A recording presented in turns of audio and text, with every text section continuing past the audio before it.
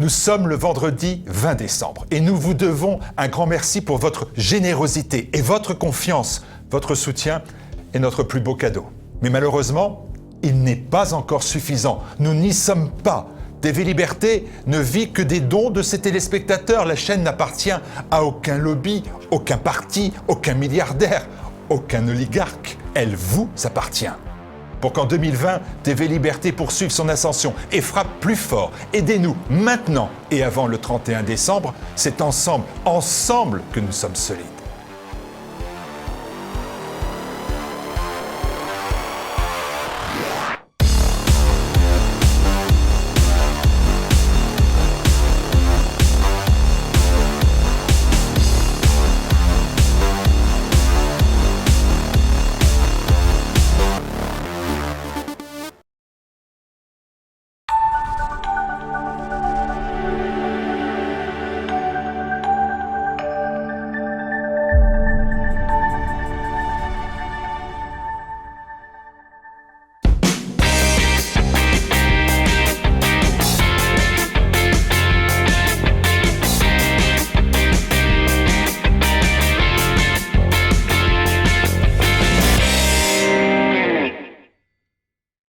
Bonjour à tous, content de vous retrouver pour ce nouveau numéro de cette année-là, enfin une nouvelle saison. On va avoir des petits changements cette année parce que beaucoup de téléspectateurs ont trouvé que certains sujets n'étaient pas assez approfondis, donc sous la pression de la direction de TV Liberté, j'ai cédé. Nous allons maintenant voir un seul sujet, une seule année par émission. Et on va partir cette année pour 2010 exactement, pour cette nouvelle formule. Alors pour cette émission, plaisir d'avoir notre ami et collègue Olivier François. Bonjour Olivier. Bonjour Pascal. Vous allez bien? Ça va très très bien. Mon cher Olivier, une fois pour toutes, je l'appelle Patrick. Patrick, excusez-moi, Pascal, mais j'ai du mal j'ai toujours confondu les Patrick et les Pascal. C'est pas très grave, Jean-Claude. J'ai le plaisir aussi d'avoir Christophe Antonin. Alfonsino, vous voyez. Voilà. Ouais, vous voyez, moi, vous ne voyez pas la poutre, mais la paille dans votre œil. Je ne me trompe pas dans les prénoms. Et on a bien sûr le plaisir d'avoir notre rédacteur en chef, le grand, le plus beau, François Bousquet. Vous avez en plus de l'actualité, François, depuis 3-4 semaines est sorti un petit livre. Oui, sur la question du courage. Un mot, plus achetez-le pour qu'on puisse en débattre, hein, mais c'est le sujet central pour nous. Voilà. Et François, il y a 3-4 semaines, en a parlé dans l'émission Le Plus d'éléments. Je confirme. Et c'est brillant. Il faut l'acheter. Vous allez à la nouvelle librairie. Voilà, petit générique pour l'année 2010. Merci pour la promotion. Pas de rien. En fait, on fait ça que pour votre livre. Hein. Mais on va parler aussi de l'année 2010. Pourquoi l'année 2010 ? L'année 2010, il y a aussi un petit livre, mon cher François, qui est sorti. Alors, 2010, il faut savoir que ça a été l'année des catastrophes naturelles. Il y a eu plus de 300 000 morts, le tremblement de terre à Haïti, etc. Enfin, on s'en fout un peu, mais pas complètement. Ça permet sur le plan d'information, de dire quelque chose. Mais c'est en octobre que va sortir un petit livre, à peine 30 pages, et ce livre va être une véritable révolution dans l'édition. On n'a jamais vu ça. C'est le fameux « Indignez-vous » de Stéphane Hessel. Alors, mon cher François, racontez-nous un peu la genèse de ce livre qui a été un phénomène quasiment mondial. Oui, on peut le dire. Je crois qu'il s'en est vendu 10 millions en tout et pour tout, ce qui est colossal. Hein. Ça a été édité par une petite maison montpelliéraine, non, même pas une maison, par un libraire qui avait une petite dépendance éditoriale, hein. Les éditions indigènes, hein, tout un programme, hein, mais on y reviendra, et qui n'avait pas programmé ce succès-là, absolument pas, puisqu'elle n'était pas structurée pour produire un bouquin en telle quantité. Un bouquin, c'est une brochure, hein, qui était, en tant que brochure, il pouvait apparaître sur toutes les caisses des librairies. Et le succès était à la fois attendu et inattendu. Il n'a pas été préparé, puisque c'est le sujet de Stéphane Hessel depuis plus d'un demi-siècle. Hein. Peut-être qu'au préalable, il faudrait faire esquisser très rapidement un portrait de Stéphane Hessel, pour comprendre le succès de ce livre-là et de quoi est-il nourri. L'homme des droits de l'homme en France, c'est René Cassin et Stéphane Hessel. Hein. René Cassin, peu de gens connaissent, hein, mais en fait, il y a plus de lycées ou de collèges René Cassin en France que de lycées Victor Hugo. Donc c'est dire à quel point c'est devenu une problématique importante, cette question des droits de l'homme. En 2010, Stéphane Hessel est un peu connu. Très peu, Patrick, moi, très peu. Moi, je le connaissais pas, pour tout dire. Je connaissais Cassin. Je ne savais pas qu'il avait été un des co-rédacteurs de la charte de 1948. Oui, on l'a toujours présenté comme ça. En fait, il n'est pas tant que ça, mais il a grenouillé pendant 60 ans dans la diplomatie publique, la diplomatie des droits de l'homme. Mais il faut présenter le personnage, parce qu'il est très étrange. Moi, j'ai eu l'occasion de l'interviewer, de le rencontrer. Donc, c'est partie de ces vieux ou de ces vieillards qui ont une carcasse en titane. Quand je l'ai rencontré, il m'a physiquement impressionné. Il doit avoir 80 ou 85 ans. Il avait une voix métallique. Il était beau. Il était digne. C'était un vieillard magnifique. Et sa vie est romanesque. Je vais parler de sa vie. Sa vie est incroyablement romanesque. Et pour autant, tout ce qu'il écrit était d'un chiant absolu. Chiant comme la pluie. Dès qu'il sortait toutes ses paroles, la voix était mélodieuse, métallique, magnifique, mais le propos était d'une niaiserie invraisemblable. Et pour présenter le bonhomme, il appartient à toute cette bourgeoisie juive allemande qui a été luthérianisée. Soit c'est des conversions de confort, mais la plupart du temps, c'était des conversions par assimilation à la culture allemande. On a la même chose en France. Il y a un mariage judéo-allemand, il y a un mariage judéo-français, Proust, Durkheim, Mauss en France, Proust pour la conversion, pas Durkheim et Mauss. En Allemagne, Husserl est né de parents, famille d'origine juive, mais de parents luthériens, lui-même luthérien. C'est une famille juive, les SL, mais convertie au luthérianisme par le père, et élevé dans la religion luthérienne, la grande bourgeoisie. Il vient en France parce que, il faut le dire, sa mère, la mère de Stéphane Hessel, était une figure... une aria des milieux d'avant-garde, et elle était amoureuse d'un auteur français qu'elle a suivi en France, il en sortira ce livre Jules et Jim que les gens connaissent à travers le film de Truffaut, Jules et Jim, mais au départ c'est un livre, que je ne sais pas de bêtises, de René... le nom est compliqué, c'est René et quel René Rocher, le patronyme c'est Rocher. Elle le suivra en France. Pierre-Louis Roche. Et Stéphane Hessel ira en France. En France, à l'âge de 15 ans, il va rencontrer Picasso, Braque, toute l'avant-garde. Il va rencontrer Breton, tous les surréalistes. Il est tellement brillant, ce garçon, de culture allemande, mais également francophone et francophile, qui se présente comme étranger à Normal Supérieur.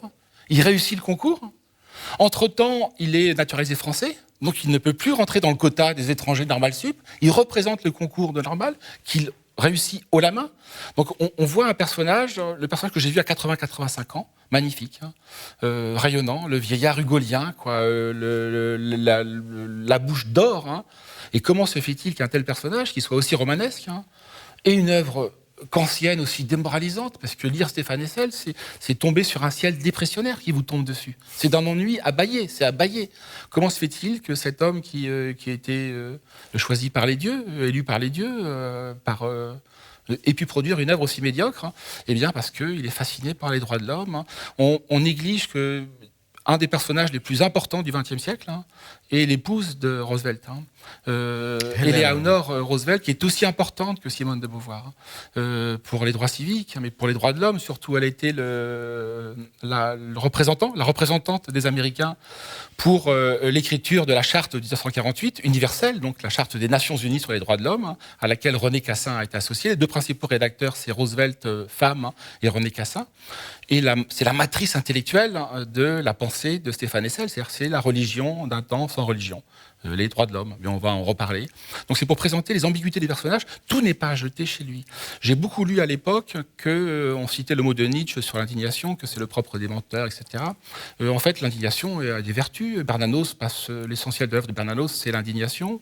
Il y a un grand philosophe qui a montré en quoi la colère et l'indignation sont une passion politique, c'est Aristote. Donc il y a une grande indignation. Il y a des choses qui sont révoltantes, il y a des choses qui sont injustes. Donc je ne vais pas accabler Stéphane Hessel sur ce point-là. Il faut s'indigner aussi. Il faut s'indigner du mensonge, des écarts de richesse. Tout n'est pas à jeter chez lui, puisqu'il a été sur la question palestinienne, il a fait valoir un point de vue qui n'est pas celui des néoconservateurs. Tout aurait pu faire de lui un néoconservateur. Il aurait pu être un Bernard Kouchner bis. Droits de l'homme, wilsonisme, guerres humanitaires, c'est ça, Stéphane Hessel. Mais sur certains chapitres, ça n'est pas un néocon. Sur certains chapitres, en particulier la question palestinienne, il a pris des réels risques. Et il ne cède pas. Et jamais cédé. Jamais cédé. Alors moi, j'aimerais reprendre François sur cette question palestinienne, parce qu'il y a aussi des manières, à mon avis, contestables d'être anti-israélien. Et je pense que chez Hessel, vous parlez de son droit de l'hommisme, je pense que ce qu'il n'appréciait pas dans Israël, c'était justement cette idée, vraie ou fausse, qu'Israël, c'est un État-nation qui se défend avec une armée, etc., et que le Palestinien, c'est une figure christique, c'est une figure du sans-terre, c'est la figure du martyr, au fond, c'est le juif de substitution, en quelque sorte. Donc, je sais, il y a une ambiguïté aussi dans un certain antisionisme. On va aimer les Palestiniens, non pas parce qu'ils auraient le droit d'avoir une terre, une nation, un État, mais parce que ce sont des victimes, avec un grand V. Nous sommes d'accord. Cela étant, il aurait pu être que Caroline Forrest, et il a été aussi Edgar Morin.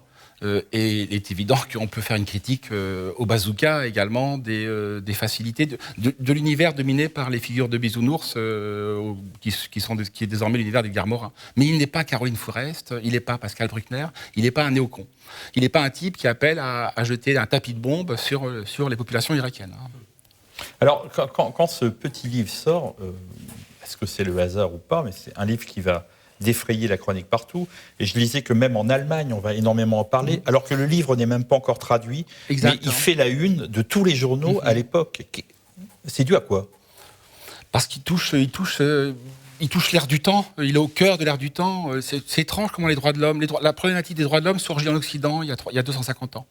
Mais elle met 2 siècles, c'est le livre d'Alain de Benoît qui est le livre le plus clair, le plus accablant sur le sujet, c'est le bouquin de Benoît, publié par Crisis Éditions, je crois. Elle met 250 ans à... réédité chez Pierre-Guillaume Deroux aussi. Ouais, elle met 250 ans à passer de l'obscurité à la lumière. Mais cette problématique, elle est pensée au XVIIIe siècle, les grandes utopies universalistes, le progressisme des Lumières, l'idéologie maçonnique, c'est le cœur du maçonnisme, les droits de l'homme. C'est le dieu homme. C'est vraiment. Mais pendant 250 ans, elle a été mise de côté. Pourquoi elle est mise de côté ? Parce qu'il y a la montée des revendications nationales, il y a la conscription, il y a les 2 guerres mondiales. Donc on va les mettre de côté. Mais c'est une révolution de la sensibilité qui, d'abord, elle est silencieuse, on la voit pas. Au long cours, au très long cours, parce que ça fait 300 ans qu'elle travaille en profondeur les sociétés. Mais elle n'apparaît que dans les années 1970, avec en France en particulier, la France sera un des pays pionniers de cette politique des droits de l'homme. Hannah Arendt appelait ça une politique de la pitié, et Marcel Gauchet appelle ça une impolitique de la pitié. Elle apparaît en 1970, il n'y a plus de guerre, il n'y a plus de classe d'âge appelée sous les drapeaux. Les derniers, c'est l'Algérie. Il n'y en a plus après. On rentre vraiment dans une sorte, dans le rêve de Kant d'une paix perpétuelle, d'une paix universelle, du moins le croit-on. Et cette idéologie, cette religion de substitution se met en place.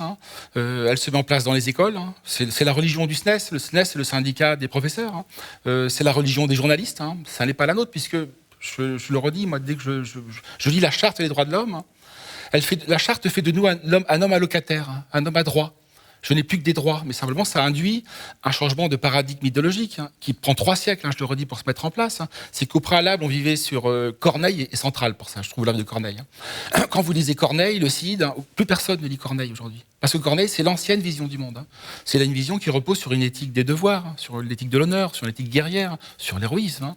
Et aujourd'hui, il y a un effet de bascule sur notre essentiel de notre éthique, c'est une éthique des droits. C'est donc une éthique de l'allocation. On est des hommes allocataires, on fait alors un droit opposable à toute chose. Moi, dès que je lis ça me tombe des mains. J'ai l'impression que, je le redis, c'est chiant comme la pluie. J'ai l'impression qu'un ciel dépressionnaire me tombe dessus, que je suis accablé par une migraine très lourde. C'est une religion sans âme. Mais de fait, c'est la religion de l'éducation nationale. C'est la religion de... je te laisse la parole. Non, religion qui va jusqu'à toucher dans ces années-là, y compris d'ailleurs l'Église catholique, qui pendant très longtemps a contesté la religion des droits de l'homme au long de ses doctrines sociales ou de sa doctrine religieuse. J'ai vu d'ailleurs récemment des catholiques nous expliquer que les homosexuels avaient des droits sur l'Église, avaient des droits à être reconnus. Personne ne le conteste d'ailleurs. Il y a toujours eu de grands homosexuels catholiques, je pense à Massignon ou à Mauriac, même si c'est plus compliqué, mais pour montrer que ça va jusque dans cette religion des droits de l'homme touche même des milieux ou des institutions qui en avaient été épargnées. Alors, il arrive aussi au bon moment, on est en 2010, ça fait 2 ans qu'il y a eu la crise de 2008, les gouvernements de toute l'Europe font des économies draconiennes, et ce petit livre va devenir le symbole en Espagne, et il va prendre même le nom, les Indignados, va reprendre le nom du livre. Ouais, il a vraiment touché de manière involontaire, parce qu'on ne peut pas le soupçonner d'être un arriviste. Ça n'est pas un arriviste. Pour l'avoir rencontré, alors on peut toujours se tromper, mais pour être intéressé au personnage, il croit sincèrement à cette religion des droits de l'homme. Donc on ne peut pas lui faire un procès en cynisme, en opportunisme. Il a touché à un ressort très puissant de l'époque, l'indignation, les contrefaçons de l'indignation. Parce que c'est une contrefaçon. Ça n'est jamais que la religion ou la musique de l'air du temps. C'est la religion de l'air du temps qu'il met en musique. C'est quoi cette religion ? Eh bien, c'est les indignados. C'est Occupy Wall Street qui sortent de cette matrice intellectuelle, l'indignation, la pseudo-indignation. Que font les gens d'Occupy Wall Street ? Ils dénoncent les 1% qui possèdent la planète. Mais qui sont-ils, eux ? Ce sont les 1% qui dénoncent les 1% qui dénoncent la planète. Les 1% de bobos citadins dans le centre-ville qui vont donner Podemos. On est vraiment, je trouve, dans l'antiphrase. Et cette déclinaison de l'indignation, on la retrouve jusque dans la France insoumise. Puisque les vrais insoumis de la France insoumise sont obligés, sont sommés de quitter la France insoumise. On en sait quelque chose, nous, à Éléments, puisque la personne, c'est Audrey Akotara, qui a fait son coming out dans notre revue, précisément parce qu'il a osé aborder la question de l'immigration, qui est un sujet tabou et interdit. Or, en gros, ces gens s'indignent que leur idéologie soit au pouvoir. C'est le grand paradoxe. Ils s'indignent de ce que la société ne soit pas assez antiraciste. On est dominé par l'antiracisme. Ils s'indignent que la société ne soit pas assez indigénisée. On est colonisé par l'indigénisation des esprits. Ils sont indignés de ce que la société n'est pas assez féministe. On ne peut pas traverser Paris sans voir des affiches sur les féminicides. Donc en gros, ils se révoltent contre quelque chose qui n'a pas lieu de se révolter. C'est en quoi ? Et c'est en cela, on reprend le mot de Guy Debord, c'est le vrai est un mouvement du faux désormais. C'est que la révolte est un mouvement de l'absence de révolte. C'est une révolte de mutin de panurge, pour citer Philippe Muret. Je trouve aussi que dans ce discours des droits de l'homme, il y a aussi beaucoup de narcissisme. On aime être évidemment du côté des droits de l'homme, on aime être du côté des insoumis, on aime être du côté des gens qui sont indignés, parce que c'est plutôt plus agréable que d'affronter le réel, et de l'affronter peut-être de manière un peu plus virile, en montrant que le réel résiste parfois, qu'il y a des inégalités, il y a des gens méchants. Voilà, tout le monde n'est pas appelé à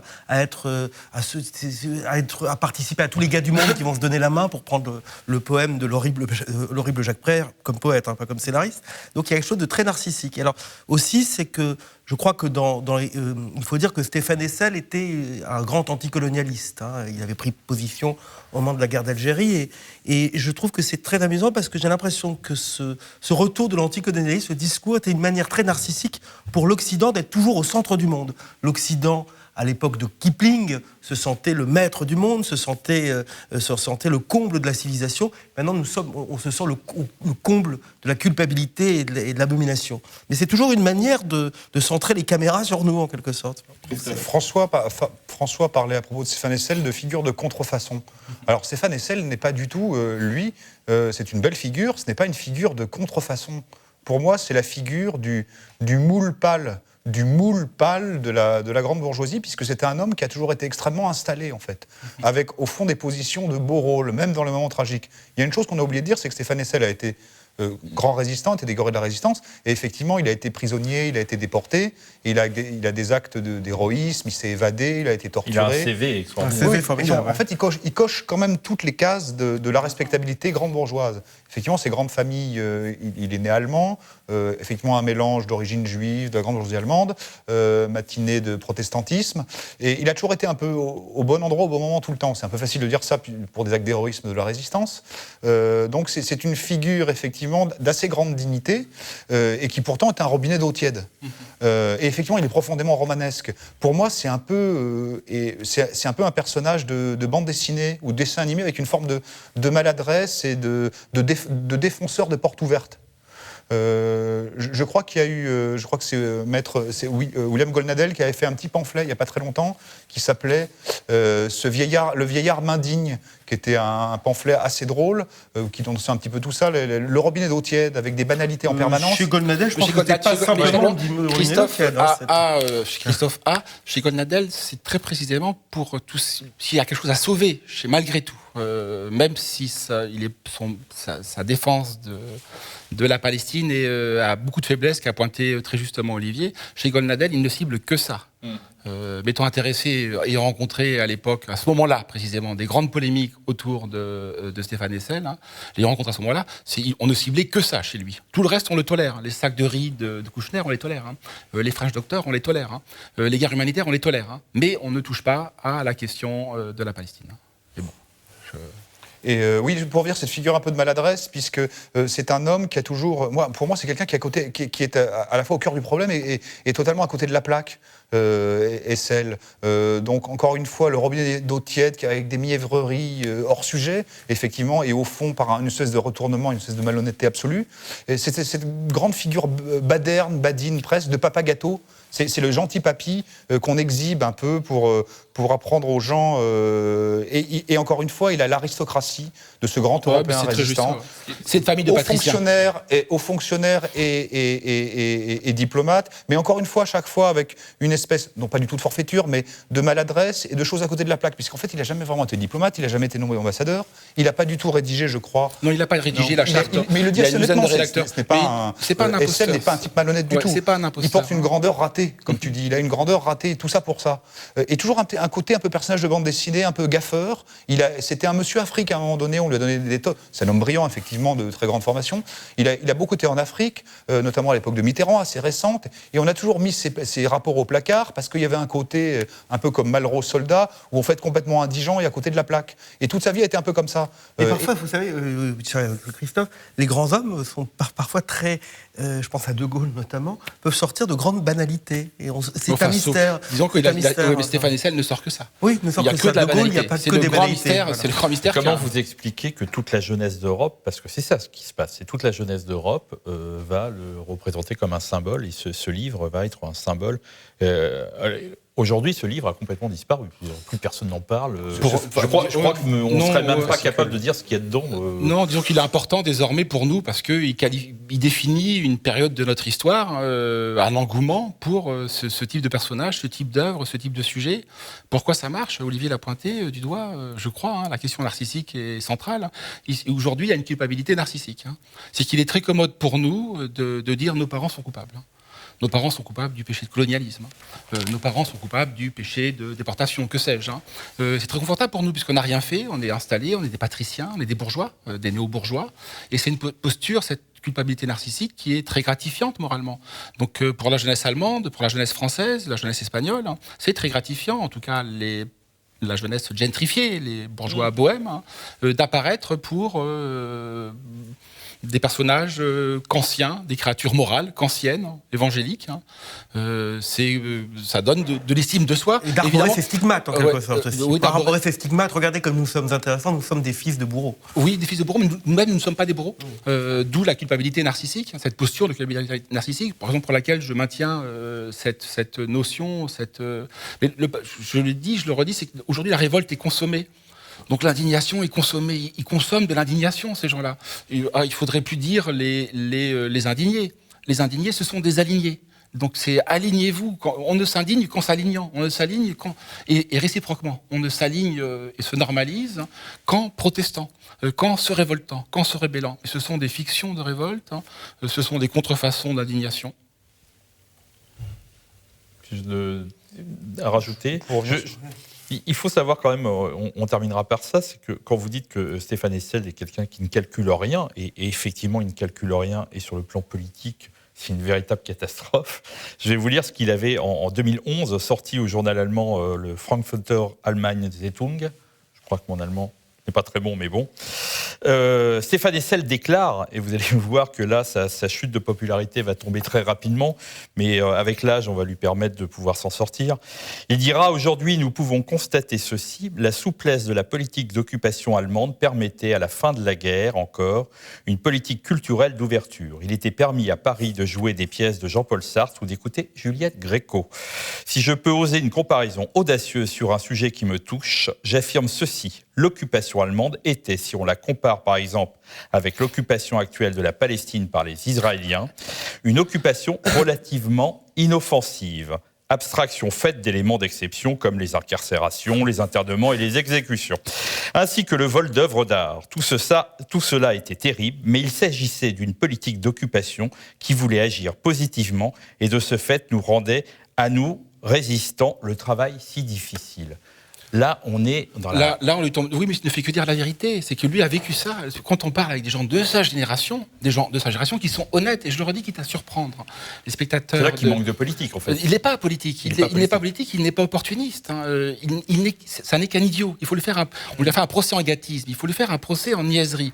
Pas pour ça, puisque pour ça, il ne fait que dire ou redire ce que c'est content, que ce que Sartre a dit. Qu'est-ce que Sartre dit? Qu'on s'est jamais autant amusé que sous l'occupation.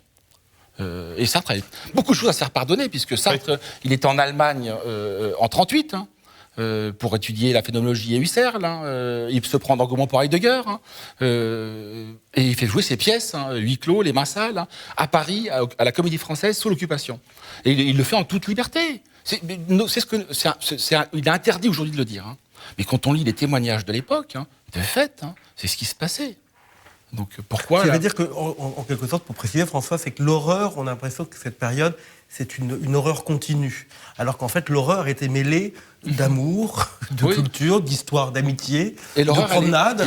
Je pense à l'exposition sur les photos où les gens s'étonnaient qu'à Paris, au Luxembourg, en 1942, on voit des enfants qui jouent au bord de l'étang du lac de Luxembourg. Que les photos étaient en couleur. Les photos étaient en couleur, ben oui, les gamins... C'est pas une période en noir et blanc. Il y a de l'horreur, mais aussi des gamins qui jouent. Les gamins, ça joue. Non, puis l'horreur, malgré tout, elle est confinée à la rue Lauriston. L'horreur est délocalisée. Oui. Et puis à la Pologne. On la renvoie en Pologne, en Allemagne, en Russie. Donc l'horreur, les grands fronts de l'Est sont à des milliers de kilomètres de la France. Moi, ça me fait penser, désormais, le témoignage, notre regard rétrospectif sur l'époque, à des gens qui débarquent en France en 2005 pendant les émeutes. Ah bon, il y a des émeutes en France, mais il n'y a pas d'émeutes à la guerre de l'Est. Eh ben non, les émeutes, elles sont confinées, circonscrites au 93. Donc évidemment, il y a de l'horreur. Mais quand tous les témoignages de l'époque, on est quand même saisi de voir la liberté de la production cinématographique. Plus on s'avance dans la guerre, plus les films sont libres. Peut-être juste pour finir pour Hessel, il y a un côté, à mon sens, de Hessel, il y a un côté un petit peu hors sol et d'une frivolité absolue. Mais d'une frivolité absolue. Avec cette légitimité de grand homme qui plane un peu. Alors, encore une fois, même si pendant la guerre, il en a souffert personnellement, une espèce de frivolité maladroite et qui donne la leçon aux petits jeunes, voilà. Il est hors sol, c'est un homme comme ça qui volette un petit peu. Vu le succès, on terminera là-dessus, vu le succès, François, du livre, aujourd'hui, on n'en parle plus. Sauf dans notre émission, nous on en parle comme phénomène de société. Mais le bouquin est frappé de péremption. Un beau livre de 30 pages, il ne sait pas écrire. Il écrit des niaiseries qui ont des vertus soporifiques. Donc toutes ces conditions réunies font qu'un tel livre n'est pas appelé à perdurer. Il est frappé de péremption dès qu'il paraît. En réalité, sa durée de vie, c'est 3 mois, 6 mois, 1 an. Simplement, c'est un phénomène de société. En tant que phénomène de société, ça le rend intéressant. Pourquoi ce livre-là a autant-il marché ? Voilà, c'est terminé pour cette nouvelle formule de cette année-là et on se retrouve d'ici 1 mois, 2 mois, je ne sais plus, mais en tout cas... 2 mois. Olivier, 2 mois et Olivier, on vous retrouve le mois prochain. Bonjour. Merci. Chez vous.